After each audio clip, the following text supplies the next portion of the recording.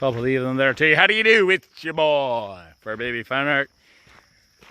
We're out here walking with the poochies. Freddie's doing great. He's got his little harness on. We did about 2 weeks. Anyway, I'm digressing. So I spent the past week or two obsessed with Jackson Pollock and Basquiat. And what's interesting is that I started listening to music from the 1930s because for whatever reason, I just wanted to feel it. And then I started thinking about how they didn't have the internet or an iPhone or Facebook, etc. And so I spent a week wondering what they would think about during the day, listening to that music and realizing that my house was around it was built in 1929. There's a lady that lived there, so I was just trying to think about her. And she died in the room where I paint. So, the thing is, here's what happened to Jackson Pollock. He was a nobody, and he made paintings. And he started getting some success, and he had an article about him in Life magazine. And his life went to shit. He did not die. He died at 44 in a car accident, but he didn't die famous, and he didn't die rich. His fame and riches came afterwards. This is not an argument for the whole starving artist thing.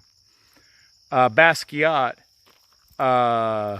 was a rising star in the 1980s in New York City and was able to link up and collaborate with the most famous, richest American artist, Andy Warhol. And so they did a collaborative show, and there was a review in the newspapers and magazines, and it wasn't so great. And he lost his shit.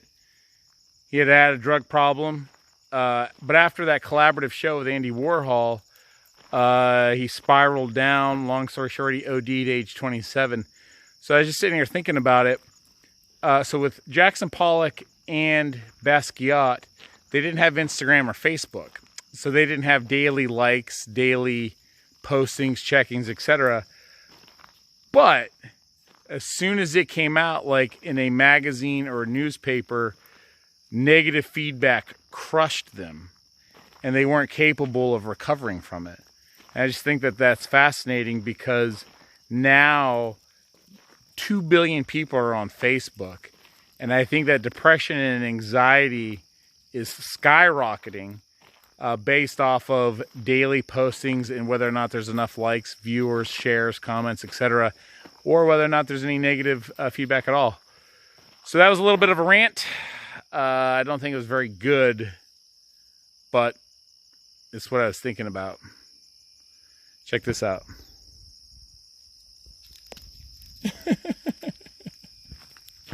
I love puppy energy. I don't think I'm ever going to have enough puppies.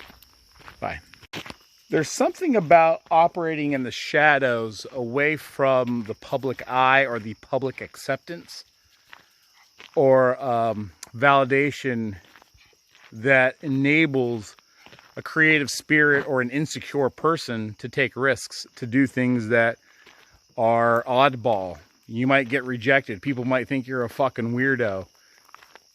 But when you're outside of the spotlight, there's a normalcy. You have a courage because it's like, well, yeah, I'm going to do this weird thing. Why? Because it's an urge. I just feel like doing it.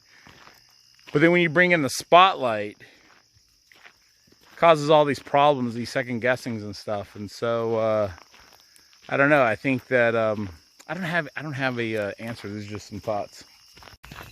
Last thought. It is difficult because we do need to fit in. Somehow it's all got to function and work.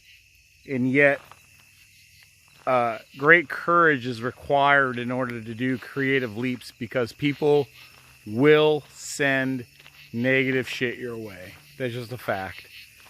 So that's it. I'm excited about my own journey. I'm excited about some art ideas that I have. And I'm excited about taking action. Ciao.